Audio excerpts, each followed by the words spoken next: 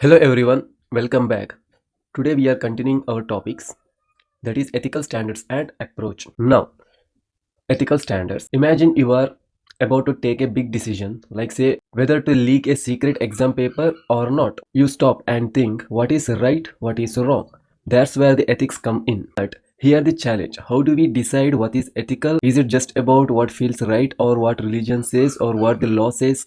Actually no. Ethics is not based only on feelings, religions, law, social practice or even science. Philosophers have spent centuries debating this, and they suggest five main ways or approaches to decide what is ethical, and let's understand them one by one. Now, the first one is utilitarian approach. But it's very simple to understand. It means the most ethical action is the one that gives the most good and least harm. Think of it like this. If you are the prime minister and you have to decide on a lockdown during a pandemic, some people will lose jobs, but many lives will be saved. The utilitarian approach says choose the option that benefits the maximum number of the people. Another example, in war, leaders often justify thought decisions by saying it will reduce the overall harm. In healthcare also, doctors may prioritize patients who can be saved quickly to maximum lives saved. So in short, utilitarianism is about balancing the consequences. Second one is rights approach. Now imagine your neighbor builds a factory that pollutes the air. You say, this violates my right to clean air. But this is where the right approach comes in. This approach says an ethical action is one that respects the moral rights of the individual. Rights like life, privacy, free choice, or freedom from harm, these are things. For example, a company must respect workers' right to fair wages. Another example, government must respect citizens' rights to free speech. And remember, rights always imply duties. If I have the right to privacy, others have the duty not to spy on me. Okay. Now the next one is fairness or justice approach. Aristotle once said equals should be treated equally. Think of this, two people doing the same job in an office. One gets 50,000 and the other gets 25,000 for the same work. Is this fair or unfair? Obviously unfair. The fairness or the justice approach says people in similar situation must be treated equally. If there is inequality, it must be justified. For example, a CEO may earn more than an employee, but is it fair if he earns 300 times more while workers struggle to survive? That's fairness debate.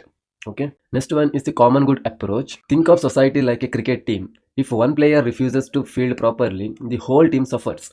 Similarly, ethics is not only about me or you, it's about what helps the community as a whole. The common good approach focuses on the things that benefits everyone, that is public health system, good schools and education, safety measures on roads and parks and recreation. It also asks us to care for vulnerable groups like poor, elderly or disabled.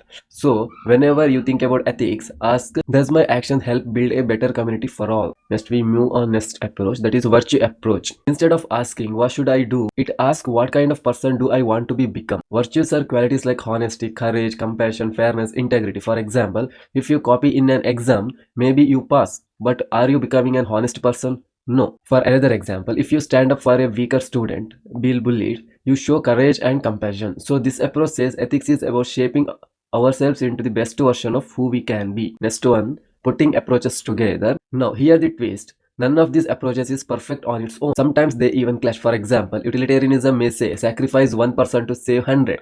Rights approach may say no, that one person's life also matters. So what do we do? The trick is to use these approaches together as guiding tools. They don't give us one single answer, but they help us think more deeply and make balanced decisions. In UPSC exams or in real life as an administrator, you will face situations with no easy answers. These approaches will act like a compass to guide your ethical decision making. So this is it for today's topic on ethical standards and approaches. I hope these story examples made it easier for you to understand. Remember, ethics is not about mugging up definitions, it's about how you think and apply them in real life. We will continue with the next topic in the coming days. Until then, revise what we discussed today and try to see these approaches in everyday situations around you. Don't forget to like, share and subscribe to the channel. Your support keeps me motivated to bring more lectures for you. See you in the next session. Take care and keep learning.